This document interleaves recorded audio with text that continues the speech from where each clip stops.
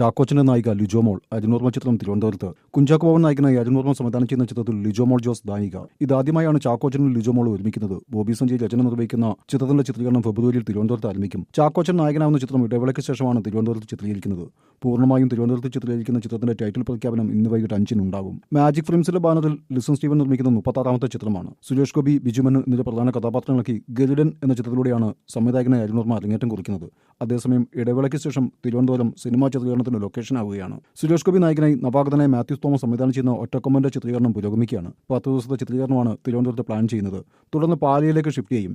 ആനസരാജൻ, സിജു സണ്ണി, ജോമോൻ ജ്യോതി എന്നിവരെ പ്രധാന കഥാപാത്രങ്ങളാക്കി എസ് പിബിൻ രജനിയും സംവിധാനം നിർവഹിക്കുന്ന വ്യസന സമേതം ബന്ധുമിത്രാദികൾ കഴിഞ്ഞ ദിവസമാണ് പൂർത്തിയായത്. മാത്യു തോമസ്, ദേവിക സഞ്ജയ് എന്നിവരെ പ്രധാന കഥാപാത്രങ്ങളാക്കി നവാഗതനായ അരുൺലാൽ രാമചന്ദ്രൻ രജനിയും സംവിധാനം നിർവഹിക്കുന്ന ചിത്രവും പൂർത്തിയായി. തിരുവനന്തപുരം നഗര പശ്ചാത്തലത്തിൽ ഒരുങ്ങുന്ന ചിത്രത്തിൽ ജഗദീഷ് മണിക്കുട്ടൻ, നോബി, സ്പടികം ജോർജ്, കുട്ടസനാട് കനകം തുടങ്ങിയവരാണ് മറ്റു താരങ്ങൾ. മോഹൻലാൽ പൃഥ്വിരാജ് ചിത്രം എമ്പുരാൻ ഏതാനും ദിവസം തിരുവനന്തപുരത്ത് ചിത്രീകരണം ഉണ്ടായിരുന്നു. കഥ ഇന്നുവരെ, മുറ എന്നിവയാണ് തിരുവനന്തപുരത്ത് ചിത്രീകരിച്ച അടുത്തിടെ റിലീസ് ചെയ്ത ചിത്രങ്ങൾ.